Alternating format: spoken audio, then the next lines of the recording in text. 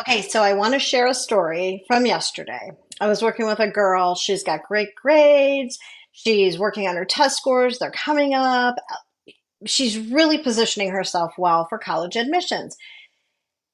But we were talking about a project to help her stand out a while ago. And, a lot of people refer to them as passion projects, standout projects, and so forth. And they're something that really separates you from everyone else. Because let's face it, most high school students either participate in a sport, they're in theater, and then they belong to Key Club and Dare and SAD and, NHS, different things like that. And that's so common on a student's list of activities. So, how do you get them to stand out? And so she came in and she said, "Oh, I've got this great idea." And she started telling me about it. And I'm like, I don't like it. I don't like it. She's going to do something with her dad, which that's fine.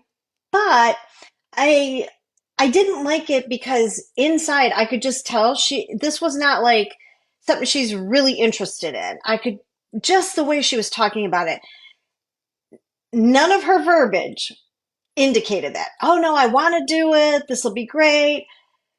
So as we kind of were going through it, I said, "Well, okay, 1 out of 10. Where are you with like I am so committed. I will go the extra mile. I will do the extra thing."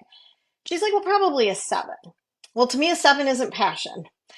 And I told her the story about Michelangelo, and I won't gross you all out or bore you with it. But if you ever want to know about somebody who is passionate about something, you need to find out how Michelangelo researched to be able to do the carvings he did, to create the impressive marble sculptures, the incredible work he did, because he was committed, let me tell you. So we talked about it, and I said, I don't want you to do a project just to check a box. This isn't check a box. And here's the problem I have with this. I see students doing things to check boxes, like I'm doing what I'm told. When we work with students, we don't want them to do what they're told. We want them to find that inner thing, what lights them up, what is going to help them build their own confidence because gosh, I didn't think I could do this. I mean, I wanted to see it get done, but I didn't think I could do this. And here I've accomplished it. What is that thing? What change do they want to see in the world? What difference do they want to make? What are they mad about? What are they like, "Oh gosh, this is crap. Why is this still happening?" And she's like, I, I don't know. And so we talked a little bit more, and all of a sudden, she told me something. She told me something that had happened to her on a college tour. And she's like, "I was really surprised." And she said, "I was thinking maybe I could do this." And I'm like, "Oh, really? That sounds great." You saw a problem and you're trying to solve it, a problem that affected you and affects a lot of other people. And now you're trying to solve it. She's like, "Well, yeah, so I was thinking I would do this and this." I said, "Okay, well, make sure you add this, do it this way. Make sure when you reach out, you cover all the bases right in that first time so that you never have to go above someone's head later." Like the little coaching things that I wouldn't expect a high school student to know. But it's her idea. It's not a check a box. It's not a do something where colleges might interpret your dad really did all the work and just drug you along so it looks good. No, do something that's meaningful to you. And so she left the office after the low, low, low of me being like, "Oh, no, don't like this," to, "Oh my gosh, yeah, now I know what I want to do. And now I feel like I'm actually going to make a difference. I'm going to change it for the next girl."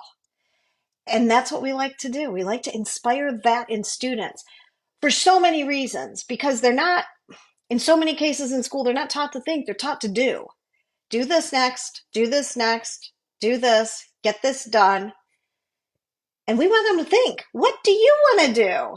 Not just go through the motions. And we also want to build their confidence. We want to show them that they can take action and change things.